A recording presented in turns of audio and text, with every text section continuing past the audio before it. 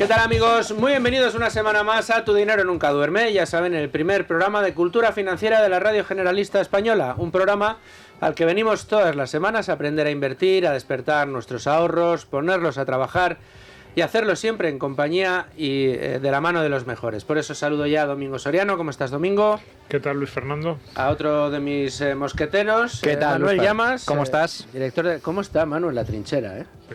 Y más este año, desde que Donald Trump quitó de en medio a Nicolás Maduro, está que, vamos, te he visto hasta bailar en el estudio. ¿Al estilo Trump? Al estilo Trump. Y espero seguir bailando. Sí, hombre. A ver si en breve escuchamos música cubana de fondo. Yo quiero escuchar música y ver bailar, pero hacia adelante y hacia arriba nuestros ahorros. Y eso es lo que hacemos eso es aquí fundamental. en Tu Dinero Nunca Duerme, y con el invitado que tenemos hoy, más y mejor. De nuevo, programa de colección, de los de tener lápiz y papel, de los de ir anotando y sobre todo muy atento a todo lo que nos cuente hoy nuestro invitado, que llega desde Avantage Capital y es su CEO y director de inversiones, Juan Gómez Bada. Juan, ¿qué tal? ¿Cómo estás? Muy bien, muchas gracias por invitarme una vez más. Bueno, yo encantado de que estés aquí con nosotros. Antes de que se encendiera la luz roja ya estábamos chascarrilleando sobre algunas posiciones, pero bueno, tenemos mucho de lo que hablar. Tenemos un año, yo creo que interesantísimo en mercados por delante, y quiero conocer de primera mano cómo un gestor como tú, bueno, pues encara un año con el baile de asuntos que tenemos encima de la mesa, con el nivel cada vez más elevado de incertidumbre que hay en unos mercados que, por otro lado, están disparados, y yo creo que eso nos conforma un lienzo que, desde luego, de la parte del periodista que lo observa, pues es interesantísimo, la verdad. Quiero escuchar muy prontito tu opinión, pero antes siempre hacemos una serie de recomendaciones, hoy muy sencillas. Las recomendaciones pasan por visitar, como siempre, toda la web y todo el contenido que desarrolla Value School y que ofrece cursos extraordinarios, como por ejemplo el Despertador de tu Dinero, el curso que tenemos en colaboración con Value School y en el que bueno, pues enseñamos las nociones básicas, un curso de introducción a la inversión y a los mercados muy básico, pero un andador, podríamos decir, ¿verdad, Domingo? Oye, ¿no sabes andar? Pues te damos las primeras herramientas para que eches a caminar en el mundo de los mercados, y eso sí, siempre con garantías. Sí, y yo diría que algo más incluso. Yo diría que es ese básico que te permite entrar sin miedo, porque yo creo que esa es la barrera principal que hay para que el ahorrador medio español entre en los mercados financieros, es el miedo, la sensación de yo ahí voy a perder seguro, sobre todo no sé lo que voy a hacer, y yo creo que en este curso se dan los básicos para que una persona pueda iniciarse sin ningún miedo en los mercados financieros y empezar a aprender a profundizar un poquito más. Es un curso prueba, pero muy completo. Y luego tenemos, como siempre, el curso de Invertir con Cabeza y Ganar Dinero a Largo Plazo, que es ese curso para el que ya de verdad quiera aprender a invertir, desde cero conocimiento hasta que, de una escala de 0 a 10 hasta el 7, más o menos, 6, sí, 7. Yo diría que hasta un 7. Efectivamente, ese es un curso más completo, hay que decirlo, mucho más completo. Muchísimo más completo, mucho más largo de duración. Más largo, exige también un poquito más de los alumnos, exigen el mejor de los sentidos, porque les lleva más tiempo, pero profundizan mucho más en todo tipo de activos, y además es un curso en el que estamos nosotros, evidentemente, pero también hemos conseguido una nómina de colaboradores espectacular. Algunos de los mejores gestores, algunos de los mejores expertos de España en sus diferentes materias, que nos dan en clases espectaculares sobre aquello de lo que más saben. Les hemos traído para que cada uno de ellos nos explique aquello de lo que más sabe, aquello por lo que es excelente, aquello por lo que es conocido, nos lo detalle, y bueno, pues al final ha quedado un programa espectacular. Bueno, un programa espectacular, del que tengo una mala noticia que darles, es que ahora mismo las matrículas están cerradas, está en marcha la 7ª edición. De aquí a la primavera volveremos a abrir matrícula para la nueva edición, la 8ª, pero hay una lista de espera Pueden ustedes entrar en la web de LWS Academy, y consultar un poco todo lo que tiene que ver con este curso, el programa, el índice, los profesores, etcétera, etcétera, y ir haciéndose una idea pues para colocarlo en el wishlist, en la lista de deseos de este año. Un programa formativo que les puede cambiar la vida. Hechos estas dos recomendaciones, solo me resta arrancar el programa. ¿Estás harto de bajas rentabilidades? ¿No quieres seguir pagando altas comisiones? Traspasa tus fondos de inversión a Finicens y podrás obtener una mayor rentabilidad. Más información en el 910-483-004 y en finicens.com. Finicens, especialistas en inversión pasiva. Bueno, pues momento ahora sí de arrancar la tertulia, arrancar este programa. Este 2026 vamos a hacerlas más dinámicas, ¿vale? Vamos, Domingo, Manolo, Juan, no va a ser una entrevista a bombardeo de preguntas, aunque en buena parte seguro, vale, pero queremos que sean programas más dinámicos. Para empezar, estaba diciendo que 2026 está dibujándose como un año muy interesante, al menos en el arranque. Tenemos tensiones geopolíticas en muchas partes del mundo, muchas de ellas con una vinculación especial con una materia prima de la que dependen muchas industrias y muchas empresas, que es el petróleo. Tenemos, por otro lado, una incertidumbre cada vez mayor, una falta de confianza cada vez mayor que emana de Estados Unidos por el problema que atraviesa la Reserva Federal Norteamericana en manos de Jerome Powell y esa creencia por parte de todo el mundo de que es el señor Donald Trump quien está apretando las clavijas al gobernador de la Reserva Federal a cuenta de ese interés que tiene porque rebaje tipos de interés ya. Y eso también es un elemento de incertidumbre en el mercado. Al mismo tiempo que vemos índices por las nubes. El IBEX 35 cosechando, arranca el año con máximos históricos tras máximos históricos. Hay algún día que cierra un poquito en rojo, pero luego vuelve a subir. Estados Unidos sigue en máximos. Es verdad que la moneda está en mínimos, el dólar está muy, muy deprimido, pero tenemos ahí el oro, la plata. No sé, ¿cuándo va a llegar la reversión a la media? Vamos a ver grandes sustos este 2026. Yo veo muy, como se dice en argot, muy bullish a la mayoría de los analistas para este arranque de 2026 y yo veo cada día más piedras en el camino. Pero quería saber un poco tu punto de vista. Bueno, mi punto de vista ahí es cierto que las bolsas están en máximos, si lo mides en euros, si lo mides en dólares, pero es que es el euro y es el dólar lo que está en mínimos. Todo lo demás vale mucho más. Solo hace falta ir al supermercado, querer comprarse una casa o querer comprar cualquier cosa, ¿vale? Eso es uno de los aspectos que hay que tener en cuenta. Y luego hay otro que son las políticas monetarias y fiscales que estamos teniendo, ¿no? Tenemos unas políticas fiscales muy, muy expansivas a los dos lados del Atlántico. Tenemos la Big Beautiful Bill de Trump, tenemos aquí que hay que gastar y sacar dinero debajo de las piedras para pues, energía, prioridades en defensa, todas las prioridades, recortes cero.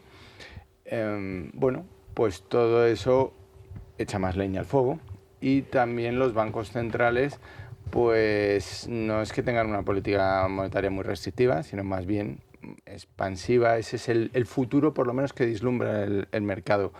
Porque el que tiene las tasas actuales más elevadas es la Reserva Federal, si bien el mercado descuenta que Donald Trump va a elegir al próximo presidente de la Fed pasado mañana y se va a acabar haciendo lo que Donald Trump diga, con lo cual el mercado ya tiene todo eso descontado, tenido en cuenta, ¿no? Entonces, en esta tesitura, pues hay de todo. Hay empresas que están más sobrevaloradas, otras pues están más olvidadas. Hay compañías, luego la realidad económica es como siempre. Hay compañías del mismo sector, unas que la están pasando mal, otras que cada vez van a más, ganando cuota de mercado constante y que van bien.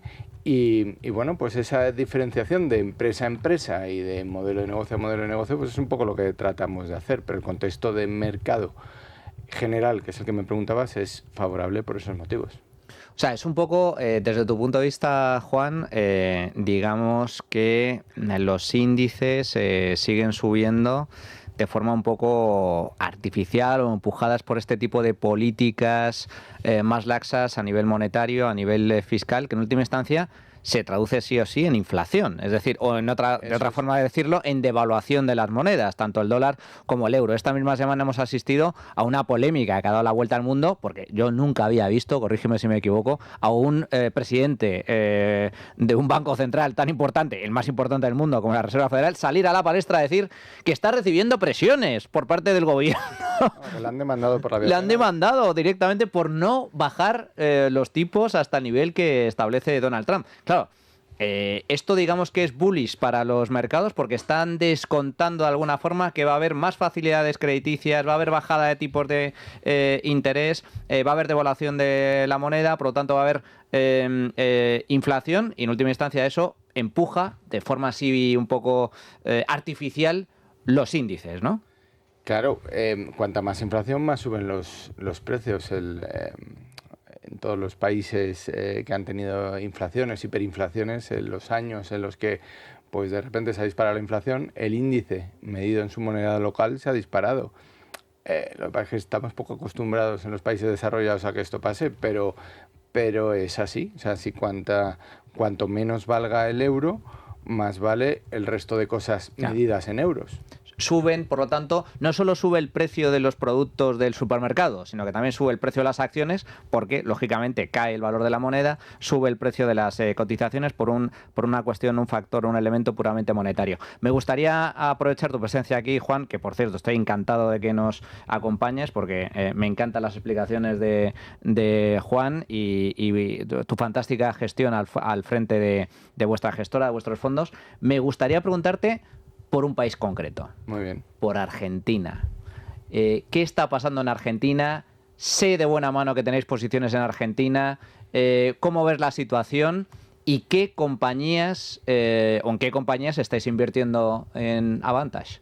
Pues muy bien. Sí, Argentina es algo que es un país en el que nos llevamos fijando desde la victoria de Milei, por si se generaban oportunidades, y fue cuando ya llevaban aproximadamente un año de gobierno cuando empezaron a entrar las primeras posiciones en Avantage Fund, porque una cosa es lo que dicen los políticos y otra lo que hacen. Vale. Entonces, Milei, que había conseguido entonces, pues había implementado un ajuste fiscal espectacular, brutal. Había dejado el país en superávit público, en superávit fiscal, todos los meses del mandato, ¿vale? Y que llevan hasta el momento, y eso al final pues cambia muchas dinámicas. ¿Y por dónde empezamos? Pues empezamos por la deuda pública, no tanto acciones, que luego si quieres hablaremos de algunas, pero en el tema de deuda pública fue lo primero que entró en cartera de Avantage Fund a finales del año pasado. ¿Y por qué entró? Pues porque veíamos que el país se estaba consolidando de una manera muy rápida y a medida pues que la deuda pública partido PIB, porque el país ya había empezado a crecer, habíamos esperado hasta que el país empiece a crecer, está creciendo por encima del 5% en tasa anual, pues la deuda, si se mantiene constante, aunque se mantenga constante en términos nominales, si sube el denominador, que es el PIB, pero no solo el real, sino el PIB nominal, la tasa de endeudamiento cae, y cae una barbaridad, como cayó la deuda española, que seguimos en déficit desde hace muchísimos años, déficit crónico, pero ha caído desde la pandemia hasta ahora. ¿Por qué? Por la inflación que hemos tenido más alta, ¿vale? Ha crecido más el PIB nominal que la deuda pese a que ha ido incrementando en términos pues absolutos. Imagínate si dejas congelada o disminuyendo ligeramente la deuda pública, pues al final ese endeudamiento mejora unas velocidades espectaculares, y poco a poco se está viendo. Ya en el 2024 cerró más bajo, y en 2025 va a cerrar por debajo del 70% del PIB. Mucho mejor que el español. Y las agencias de rating van con retraso. Como siempre, tiene Argentina triple C, con el miedo a que no tendrá refinanciación, pero si ya estamos viendo cómo está refinanciando los bonos. Ya ha emitido, ya tiene préstamos, y es un tema pues que la gente poco a poco vaya viendo la confianza que hay ahí. Entonces, el primer lugar por el cual hemos empezado a ha empezado invirtiendo Avantas Fund en Argentina es a través de la deuda pública. Después, pues hemos estado viendo que empresas corporativas que tienen una solvencia espectacular, unos mercados donde las ventajas competitivas son dominantes y no tienen ningún problema, pues tienen un problema, que es que en dólares, o sea, la deuda pública que decía del Estado era en euros, pero no nunca en pesos, en euros, y pagaba en torno al 12%. Pues la deuda de las empresas en dólares estaban pagando entre el 8 y el 9% en dólares, cuando empresas similares estaban pagando en España pues 2-3%. O empresas americanas, pues sí, en el mismo entorno. ¿Por qué? Solo por el ser riesgo país, claro. Estar en Argentina. Pero ¿qué hace que una empresa sea buena o sea mala? O que valga dinero o no valga dinero. Pues simplemente si es capaz de ganar dinero o no es capaz de ganar dinero. Si es capaz de tener un mercado donde no tiene competidores o donde tiene pocos pero lo hace mejor que ellos, esas cosas son las relevantes para que una empresa valga. Bueno, pues para devolverte la deuda, parecido.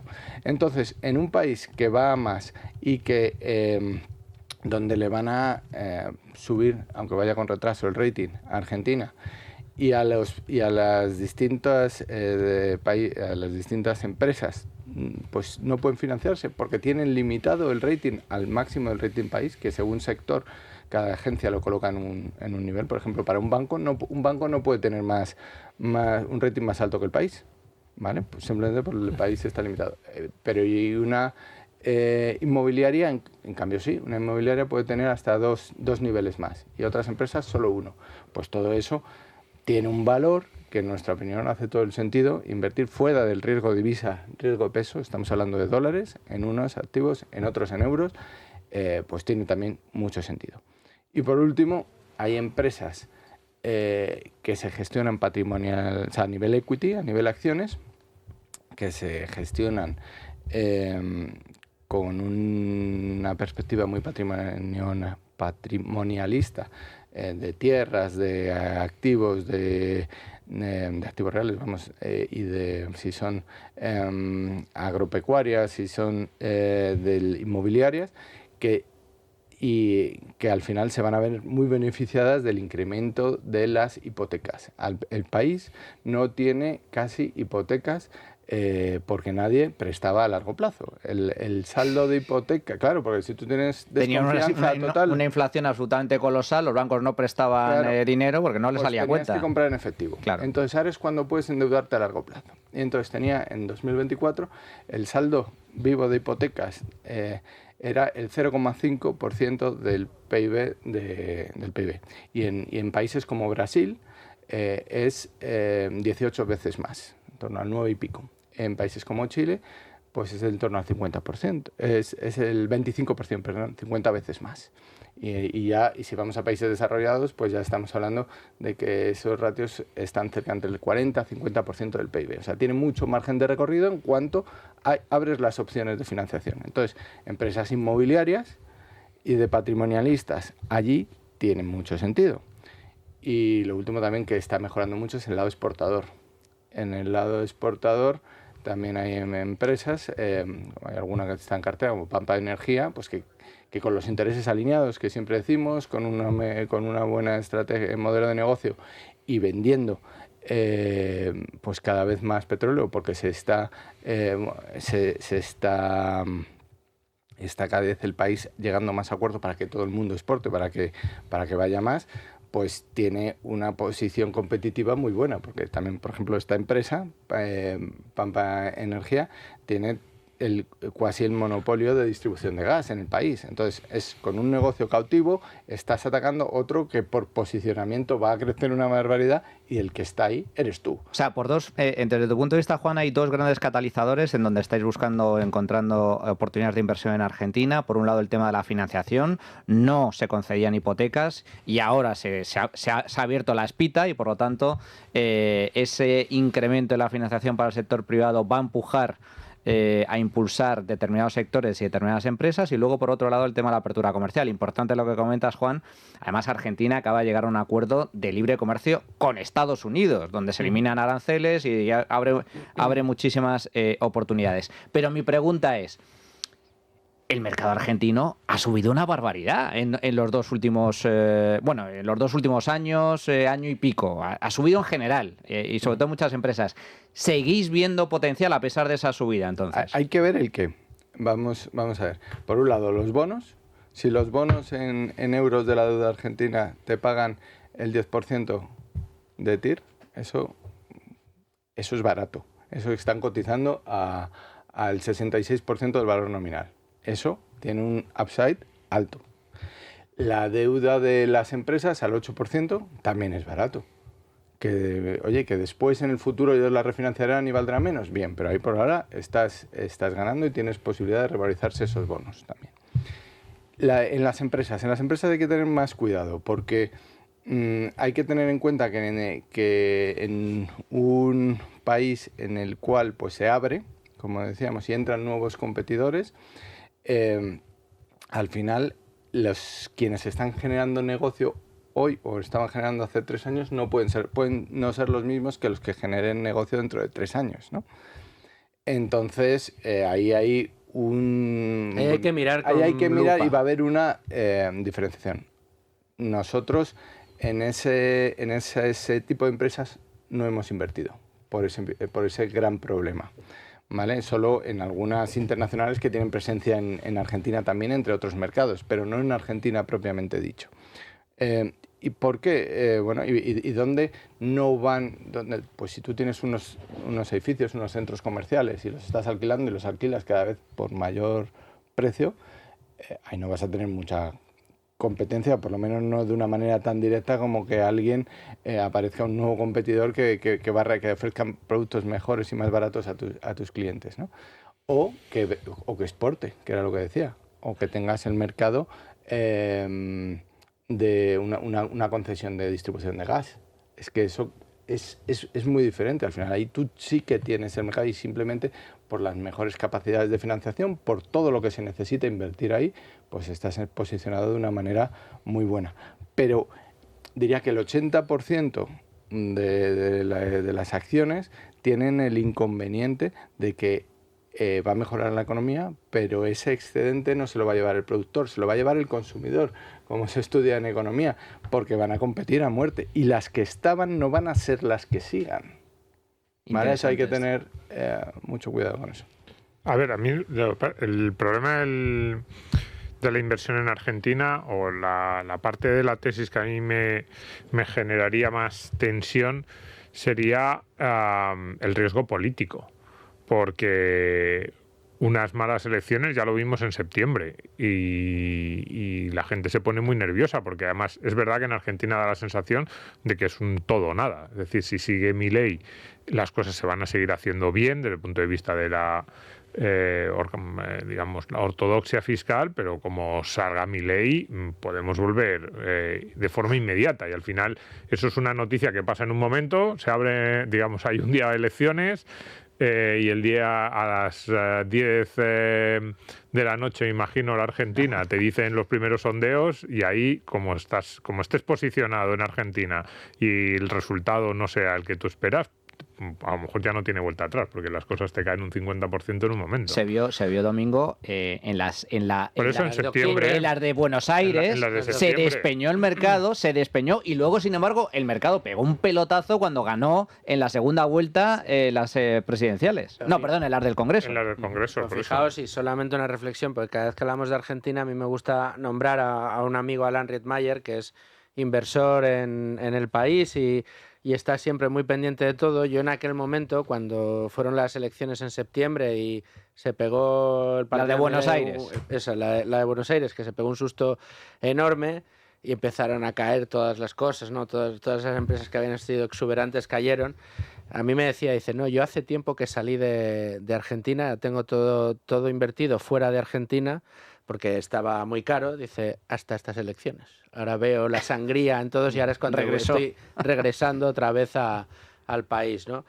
No, solamente era por comentarlo. ¿Cómo ves ese riesgo político tú, Juan? Sí, ese riesgo político está y sobre todo fue muy patente, eso exactamente es lo que ocurrió, que se da la vuelta a todo con Macri. Con Macri, Es cierto. cuando pues, se veía en unas PASO, en unas elecciones intermedias que previsiblemente iba a perder el gobierno, pues pasó. Pero ahora mismo estamos, a eso le he dedicado también mucho tiempo, estamos en una situación diferente. ¿Y por qué digo que diferente dentro de mi análisis? Lo primero es porque Macri no hizo el ajuste. No lo consiguió, no consiguió tampoco salir del cepo. No, o sea, prometía hacerlo de una manera suave, pero de la manera suave no funcionó. La manera radical o la manera de más tijera, más rápida que ha funcionado es en este sentido el de Milei. ¿Y qué pasa cuando las cuentas ya están equilibradas? Cuando las cuentas están en superávit público, llevan años en superávit público, lleva años bajándose la deuda, que es lo que va a ocurrir, ¿no? Porque Milei va a estar por lo menos 2 años más. Bien, pues en eso ocurre lo que ocurre cuando llegan gobiernos de izquierda a todos los países. Todo el mundo quiere estar el mayor tiempo posible en dirigiéndolo. Entonces, todos, izquierda, derecha y centro, veían que el cepo era un problema, un callejón sin salida en el que se habían metido. Era un pozo del que no sabían salir, ¿vale? Y les ha conseguido sacar el que parecía más loco, el más extremo. Bien, una vez que están fuera de eso, que tienen las cuentas ordenadas, es, en mi opinión, muy difícil ni que los políticos ni que la población, a ninguno de los dos, quiera eso de vuelta. Pero es que aunque lo hagan, aunque quieran y aunque la deriva les lleve a eso, lleva tiempo. Cuando un país hace el ajuste, un ajuste presupuestario muy fuerte, y luego llega un gobierno de izquierda, ese país normalmente crece más, porque el ajuste está hecho y el gobierno de izquierda suelta. Eso es como dicen, apretar y desapretar los tornilladores, que hacia la derecha aprietas, hacia la izquierda liberas, ¿no? Pues esa liberación de las cuentas públicas en eso hace que todo parezca durante los 5 primeros años que va todo mejor y que la izquierda también sabe, ¿vale? En ese sentido. Y eso hace que los bonos de aquí a entonces se hayan vencido y que te haya dado opción para reevaluar esa posición. Y vamos a compararlo con un país donde esté similar del entorno, donde esté gobernando la izquierda. Tenemos a Brasil, Lula, ¿vale? Pues ahí el riesgo país, la prima de riesgo, está por debajo de los 200 puntos básicos y tienen déficit superior al 7%, tienen una deuda que va a acabar en 2026 siendo más alta que la Argentina, ¿bien? Entonces, ¿por qué pagan pagan mucho menos la tercera parte en prima de riesgo los bonos brasileños que los argentinos? Eso se tiene que corregir si ya está gobernando en eso la izquierda. Es decir, ahí hay mucho margen desde el punto de vista inversor para recuperar y una medida muy rápida es el vencimiento de los bonos. Luego también está la opción de venderlos, ¿vale? Eso, bonos. Acciones. En las acciones sí, te quedas más tiempo, te quedas 30. Tienes que esperar a ver qué pasa. Y por eso tenemos una posición mucho más baja.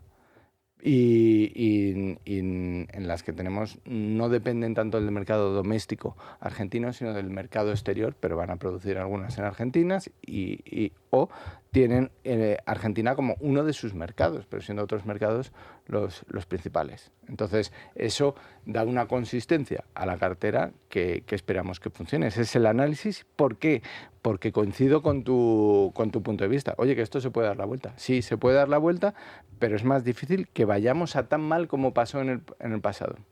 Interesante esto que comentas, Juan, porque claro, el enfoque que hemos abordado para la inversión en Argentina, yo coincido totalmente contigo. Cuando gana Milei se abre una ventana de oportunidad muy sustancial. De hecho, el mercado argentino estaba por los suelos, muchas compañías solventes, rentables y que sin embargo estaban siendo castigadas puramente por el riesgo país. Eso se ha dado la vuelta, por lo tanto entiendo que vuestro enfoque en Avantage es precisamente más en deuda que en acciones. Nos has explicado la tesis de deuda pública, además con el ejemplo de Brasil creo que es perfectamente comprensible, el margen sigue siendo alto, me ha gustado mucho también esa explicación de a medio plazo va a seguir habiendo garantías hasta vencimiento de los bonos, precisamente por lo que has dicho, pero en el tema de, por ejemplo, bonos corporativos, deuda corporativa, ¿nos puedes poner algún ejemplo de alguna compañía en la que estéis invirtiendo? Creo que habéis incorporado, corrígeme si me equivoco, transportadora de gas sur, ¿no? Sí, de gas del sur. transportadora de gas del sur. Pues mira, muy bien. Esta compañía pues es una concesionaria, ¿vale? De gas. Está dirigida en un 51% por empresarios que quieren hacerlo lo más eficiente posible y ganar dinero, ¿vale? O sea, es decir, que no depende del gobierno, ni hay ni problemas ahí. Y es una concesión que se ha renovado en el año 25, ya con el gobierno de Milei, y que vence la concesión en 2047, ¿vale? Los bonos vencen en 2035. Largo, pero mucho más corto que cuando vence la concesión. Y según el plan que tienen los argentinos de crecimiento y de infraestructuras, van a tener que invertir. Eso lo regula como aquí a un Redella, es como prestar a Red Eléctrica, a Redella. Pues al final ningún gobierno quiere que eso quiebre. Si te va mal, te lo ajusto yo. Si te va demasiado bien, también te lo ajusto para que no ganes demasiado. Pero los bonos pagan. Y esa es la expectativa que tenemos, es la alineación de intereses del gobierno con la propia compañía, con los intereses de los ciudadanos, es que eso funcione. Y aquí una Redella pues te estaría pagando en torno al 3%, si llega, ¿vale? Y bueno, y ahí pues tienes todavía más garantías porque el Estado lo necesita ese desarrollo. No sé si me explico. ¿Y cuánto aquí pagaría el 3 y cuánto está pagando transportadora de gas? En torno al 8. 8. En dólares. En dólares, además, bien. Es tremendo. A ver, la tesis argentina es apasionante y me imagino que esas posiciones os han ayudado a cerrar un 2025 que ha sido extraordinario para vuestro fondo, entre otras cosas porque eso de lo que tanto presumís, lo de estar siempre entre el 10% que mejor lo hace, lo seguís cumpliendo sistemáticamente. Sí, este es el 6º año en el cual pues volvemos a estar en el 10% mejor y lo llevamos 6º año consecutivo cumpliéndolo. Ahora tienes inversiones en Argentina, más bien pensando en el 26, más que lo que pues, Transportadora de Gas del Sur ha entrado a finales de noviembre, principios de diciembre en cartera. No es tanto... Sí, bueno, que el resultado del 25 no lo explica Argentina. Bueno, ha contribuido positivamente en unas partes, pero como por ejemplo la deuda pública que viene del año anterior, pero bueno, que antes no, o sea, y que también en los otros 5 años anteriores a este último, que también ha estado consistentemente en el 10% mejor, no había nada de Argentina. Nosotros tenemos la flexibilidad de ir viendo qué es lo que más sentido hace, porque nuestra percepción de riesgo del mercado es en esto diferente. Y esa flexibilidad pues nos da que en momentos malos, como por ejemplo pandemia, pues el fondo acabó dentro del 10% mejor, acabó subiendo un 16%, en el post-pandemia, aunque fue un año bueno, pues también bien, en el año 22 que todo cayó, y además muy fuerte, la renta variable y la fija. Avantas Fan subió un 3,8% y también estuvo dentro del 10% mejor. Y luego pues los años 23, 24 y 25 también, cada uno dentro de mejor que el 90% de sus competidores. Entonces, bueno, pues eso es... pues muestra, en nuestra opinión, de una forma de seleccionar las compañías, de una forma que al final nuestros criterios de inversión son alineación de intereses entre directivos y accionistas, excelente modelo de negocio y precio razonable. Invertimos lo más barato que podemos, pero entendemos que la calidad tiene un precio y entonces pues a veces hay que pagarlo. Y en el 25, ¿cuáles han sido las claves, los grandes catalizadores a tu juicio o los movimientos así más importantes que habéis tenido dentro del fondo? ¿Ha habido alguna operación, alguna acción que ha demostrado el valor en el año? ¿Que se lleva la mayoría? No, la verdad es que no, y hemos tenido pues muchos... ¿Habéis tenido mucha rotación de cartera? No, al final en cartera lo que hay, o sea, siempre invertimos con una vocación de largo plazo, porque nuestros criterios de inversión no funcionan a corto plazo, no podemos invertir a corto plazo de esta manera, sería un sinsentido. Y al final en cartera siempre hay entre 40 y 50 valores y bueno, pues eso hace que siempre haya unos que te aportan, otros que te quitan, pero no hay ninguno que te pueda decir oye, casi todo fue gracias a esto, porque no hay posiciones tan concentradas y porque no es la verdad. O sea, si fuese de esa manera no sería tan consistente los resultados. Entonces, ese es estar en el 10% mejor esos 6 años, ha sido, sin ninguno de esos años ha estado en el 1% mejor. Pero ahora el fondo a 5 y a 10 años sí que está en el 1% mejor. A raíz de esa consistencia también por los años anteriores, que también tenía pues 5 estrellas Morningstar antes de esos periodos, pues bueno, pues muestra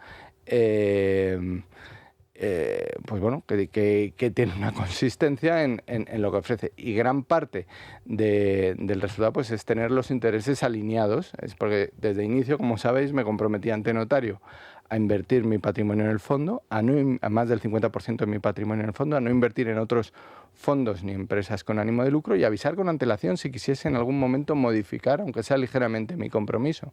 Entonces, eso hace que con el tiempo, pues poco a poco los resultados se vayan viendo y por lo menos los inversores tengan la certidumbre de que pues haremos lo mejor para su patrimonio, vamos. Lleváis un acumulado del 200%, ¿no? Sí, eso es. Yo estaba aquí revisando los datos en vuestro fondo Avantage Fund. No, perdón, 200% no, 300%. 200% de revalorización. 200% de revalorización. Eso, se ha multiplicado por 3 en 11 años. Exacto. Y es una CAGR del 10%. Sí, estaba viendo estos datos en vuestro fondo Avantage Fund. 13% rentabilidad en el 25, 204% rentabilidad acumulada desde inicio, que arrancasteis en el año 2014, 10% rentabilidad anualizada, y luego tenéis otro fondo, Avantage Pure Equity, que es casi 100% en renta variable, que nació en el año 2021. Y aquí tenéis rentabilidad del 11% en el año 2025, 46% rentabilidad acumulada desde inicio y 9,4% rentabilidad anualizada. ¿Qué nos puedes contar de en general, valoración en estos momentos de vuestra cartera Avantage Fund, donde tenéis la mayoría en renta variable, pero una parte también en renta fija, como nos estabas comentando, deuda pública o renta corporativa, deuda corporativa? En general, la cartera, valoración un poco de esta cartera, Juan, que creo que tenéis cerca de 40 posiciones, 40 acciones. Más o menos, ¿en qué estáis invertidos? ¿Cuáles o cómo definirías las claves de esta cartera? Vale, pues por un lado está la renta variable, que pesa actualmente en torno al 71%, 72% actualmente, que son eso, entre 40 y 50 valores, actualmente 41, y que cumplen los 3 criterios de inversión que he mencionado. Fuera de ahí, no hacemos ninguna preselección por países, ni por sectores, ni por tamaños de compañías. ¿Vais empresa a empresa? Vamos empresa a empresa. Hay compañías grandes, de las más grandes del mundo, hay compañías pequeñas, de muy pequeña capitalización. ¿Nos puedes poner un ejemplo de cada una de ellas? O sea, pues, de las grandes, sí, de las grandes, pues tienes desde un Tesla, un Nvidia, ¿vale? Nvidia también. Nvidia también. Interesante la tesis de Nvidia. Sí, esa ya quiero escuchar. Es más, y pequeñas, pues tienes un Renta 4 Banco, o tienes, compañías extranjeras como Lumibird o Craneware, pues que también están en cartera. Hemos tenido compañías de 100 millones de euros sin ningún problema de capitalización, sin ningún problema en el fondo. Eso es microcap, básicamente. Sí, comparado con las otras. Pero al final la virtud de esto es poder elegir y no casarte con ni unas ni otras, y es en función de lo que vas encontrando. O sea, confío en esta persona o en este equipo directivo que está gestionando esta empresa de esta manera, y a este precio me encaja, porque lo que van a conseguir, pues lo que creo que van a conseguir merece la pena. Y así es, y estén en Europa, en Estados Unidos, en Brasil, Argentina, pues las consideramos. Y Nvidia, A ver, ¿cómo opera el interés compuesto con Nvidia? A ver. No, ¿Cómo opera? sí, eso es. Está en precio, ha estado en precio, ha estado y se va y vuelve al precio. ¿Cuándo entrasteis en Nvidia? En Pero Nvidia, si me dices hace 6 años, ya vale. No, en este caso, en donde sí que entramos hace más de eso fue en Tesla, pero en Nvidia ahí vais muy bien también. En Nvidia entramos a principios del 25, ¿vale? Entró Avantas Fan y bueno, y Avantas Pure Equity y el plan de pensiones también, porque cada vez que invertimos en una, invierten los tres vehículos. Bien, ¿qué era lo que yo pensaba aquí? ¿Vale? ¿Cuál era? Yo antes digo, bueno, estos son, pues en una fiebre del oro, pues los que venden las picos y las palas, se están forrando, pero esto es temporal, es lo que pensaba. Y bueno, hasta que cambié de opinión, motivadamente al analizarla, ¿vale? Lo que vi es que al final lo que ha construido Nvidia es un pseudo monopolio muy difícil de cambiar. Y voy a empezar explicando que un desarrollador de software aquí en España, en Europa, en cualquier país, quitando China, que quiera desarrollar pues, modelos de inteligencia artificial o soluciones utilizando inteligencia artificial, no le queda más remedio que utilizar chips de Nvidia, directa o indirectamente. Los compra, puede elegir los compra o los hace a través de un tercero, ¿vale? Eso muestra hasta qué punto tiene el control Nvidia. ¿Por qué es así? Porque las tarjetas de Nvidia son las más avanzadas en las que todos han desarrollado sus modelos. Y cambiarte significa perder la carrera de la inteligencia artificial. Son meses de migración o volver a escribir el código desde inicio, ¿vale? Algo que no puede permitirse ninguno de sus clientes, ¿vale? Ni de los clientes de sus clientes, por así decirlo. Y bueno, en esto, pues bueno, tienen por un lado, como explicamos, alineación de intereses. Está el fundador al frente de la compañía, que es Juan. Y que tiene una participación muy relevante, la principal sobre es su patrimonio, ¿no? la compañía que dirige. Tiene ventajas competitivas, pues tiene modelo de negocio sólido. ¿Y ahí qué ventajas competitivas hemos encontrado? Pues tiene ventaja tecnológica, tiene las más avanzadas, las tarjetas de chips de gráficas más avanzadas, tiene el segundo, la escala, puede fabricar más e invertir más en investigación y desarrollo que ninguno porque tiene más ingresos que ninguno. Tercero, efectos de red, lo que cada vez se escribe más software que funciona en tarjetas de Nvidia y no funciona en otras. Entonces, si tú eres un desarrollador, si lo haces sobre Nvidia, puedes, y si no lo haces y si no utilizas eso, no puedes. Es que me gustaría coger otra más barata, pero es que me cuesta más porque tengo que hacer algo que aquí ya lo tengo hecho, ¿vale?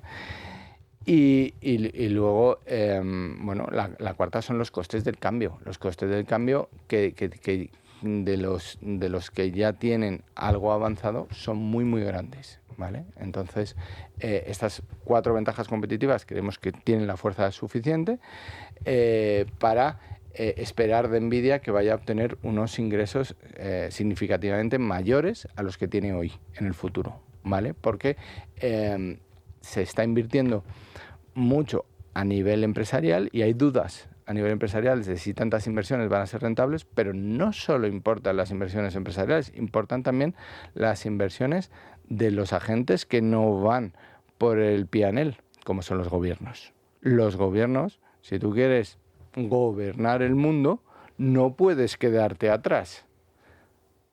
Tienes que invertir mucho en inteligencia artificial, porque toda la historia, los gobiernos que más han invertido en ciencia, en tecnología, pues han dominado el mundo, ¿vale? Y eso lo saben los principales gobiernos. Entonces, ahí hay una carrera que está financiada mucho más allá de la de lo que de lo que económicamente parece razonable. Y quién tiene todas las de ganar, y no como un vendedor de picos y palas, sino de esas herramientas que son las únicas que te permiten encontrar oro en cualquier lugar del mundo, no solo en ese río que tú te sitúas al lado del río a vender picos y palas, sino en cualquier lugar del mundo alguien quiere encontrar oro, necesita tus herramientas y solo tus herramientas. Eso tiene un valor que mientras esté ahí, pues lo reconocemos. Aquí me está dando Google Finance. La cotización voy a lo básico. No, sí, y el PER 45. Correcto, 45 años de resultados de pasados para justificar el precio actual.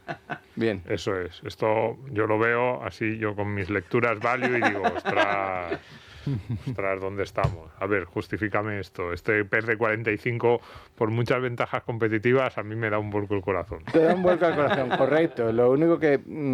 vale, te voy a hacer esta y la de aquel que esté a PER 5 y que después, quizás empiezo por ahí, que se va a la quiebra, tampoco te es muy de mucha ayuda, ¿no? No. El que gana, pero por apalancamiento operativo acaba perdiendo, ese PER 5... pero no lo queremos. Bien. Correcto. Pero el del PER 45, que si de un año al siguiente ganas el doble, ese PER 45 se convierte en PER 22,5. Correcto. Y ahí ya, puede no ser tan caro. Y el siguiente se va a PER 10. Si dobla. Sí, pero hay que doblar dos veces, pero aquí hay un apalancamiento operativo. Y no esperamos que vaya a doblar dos veces, ¿no? Y tampoco sacamos la escuadra y cartabón para hacer una proyección lineal como hacen muchos analistas growth en muchos mercados, viendo las compañías y diciendo, oye, en los últimos 5 años han crecido un KGR del 60%, van a seguir haciéndolo. No esperamos eso. Pero sí ver cómo se desarrolla el mundo. Nosotros sí que vemos que las tarjetas Nvidia van a ser el estándar, por lo menos occidental, veremos también si el oriental, y en base a eso creemos que sí, que los ingresos se van a más que triplicar de aquí a 5 años. Beneficios. No sé si fue contigo, Juan, o con alguno de los gestores que ha pasado por este programa, pero en su momento hablando precisamente, mira, es que me quiero recordar que fuiste tú, aunque dices que ahora has cambiado porque has analizado de nuevo la compañía, pero el argumento que se empleó en aquel programa me pareció muy poderoso y lo quiero poner encima de la mesa para que me lo contraargumentes, aunque no nos queda mucho tiempo.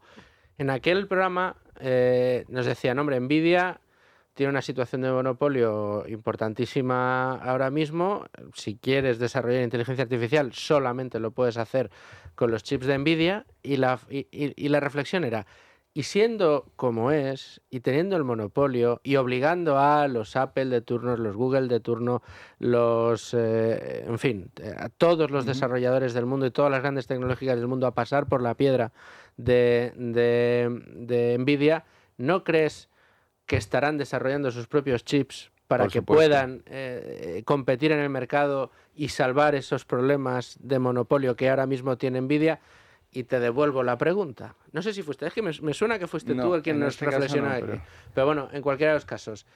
Y yo dije, pues tienes razón. O sea, yo no me imagino a Google cruzado de brazos, no me imagino a Apple, con lo que es Apple cruzado de brazos, ni a Tesla diciendo, oye, pues no, pues venga, da igual, venga, usamos los chips de Nvidia que nos cobra un 140% de lo que valen, da igual, no vamos a desarrollar chips nuevos.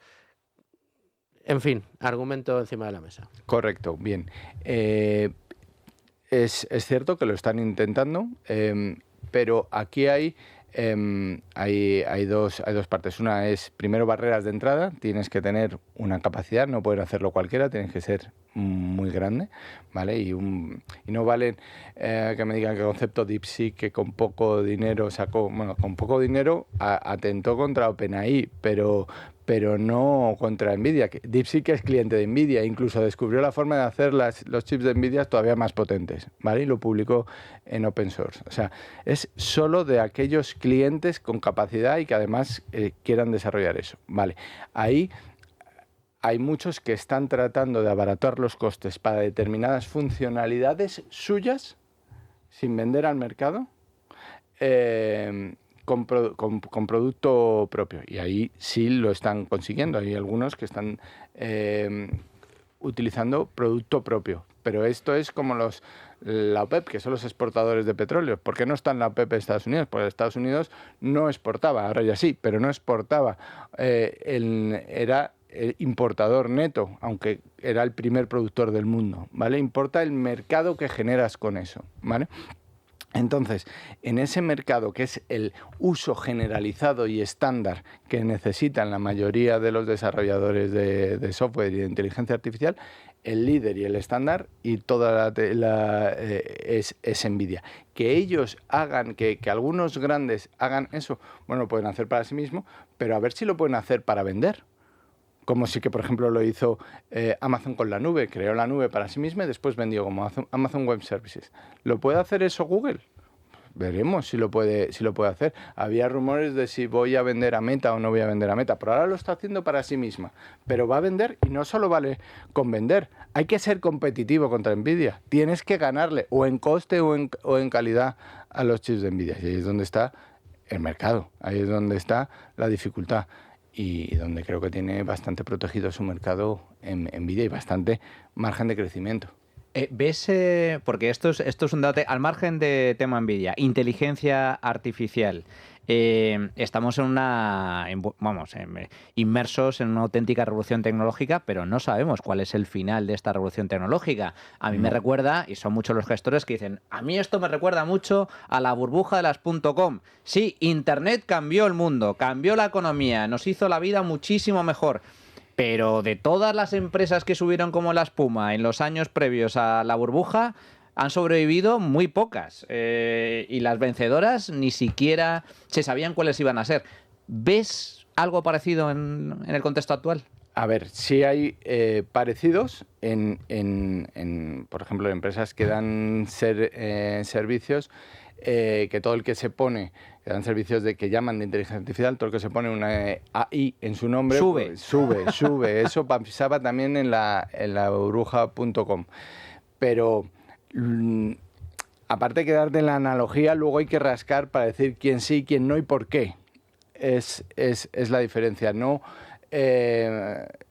Tú cuando tienes que analizar mercado a mercado y posición competitiva y quién, pues a lo mejor se pensaba que iba a llegar a ser mucho más en el mundo Internet solo porque tenía visitas en su web. Aquí no, aquí estamos teniendo ingresos. ¿Cuáles? Los mayores del mundo. Y esos mayores del mundo sirven para desarrollar, sirven para inteligencia para investigación y desarrollo, sirven para alejarte de todavía más de tu competencia que viene por detrás, sirven para desarrollar software que solo corre en tus tarjetas. Es que no es lo mismo el que tenía que el que no tenía. No había ingresos en la época de la burbuja. Era humo. Muchas empresas no tenían ingresos. Ahora sí los hay. Otra cosa es que te creas que va a haber más o menos demanda de sus productos. Más o menos. Eso es diferente. Bueno, ahí está, ¿eh? Interesante, ¿eh? Bueno, interesantísimo. Igual que él cuando vino y nos contó la tesis de Tesla, que cómo está Tesla. Pero no solo el fondo invierte en estas Nvidia, compañías. No, hombre, pero son muy polémicas, Juan. Sí, son polémicas. Nvidia tiene en torno a un 2%. También y son muy polémicas en el entorno que rodea esta mesa. Sí, y aquí se han sentado grandísimos detractores de ambas compañías. De Tesla hay algún converso que otro, pero de Nvidia creo que eres el único que ha hecho ese análisis, pero me encanta que lo hayas hecho aquí. Juan, enhorabuena por los éxitos de Avantage en 2025. Estoy seguro que en 2026 estaréis también en ese 10% mejor y habiéndolo hecho incluso mejor. Y bueno, pues toda la suerte del mundo, que aquí lo veamos y que sigamos disfrutándote en estas tertulias en las que tanto aprendemos. Muchas gracias a vosotros por vuestra invitación. Encantado de hablar con vosotros sobre todos estos temas. Qué arranque de 2026, macho. Buenísimo. Buenísimo. Imposible mejorar. Bueno, no, sí, posible será porque aquí estaremos todos los fines de semana intentando traerles a ustedes lo mejor, como lo ven. Juan, muchas gracias por estar con nosotros. Muchas gracias. Domingo, gracias también una Gracias, semana un más. abrazo. Manuel, una semana más. Hasta muchas luego. gracias. Y a ustedes, señores oyentes, gracias por estar ahí. Un domingo más. Yo les dejo en la mejor compañía, que es la de Es Radio, y les espero el domingo que viene con asuntos seguro de su interés. Hasta entonces, sean muy felices, amigos.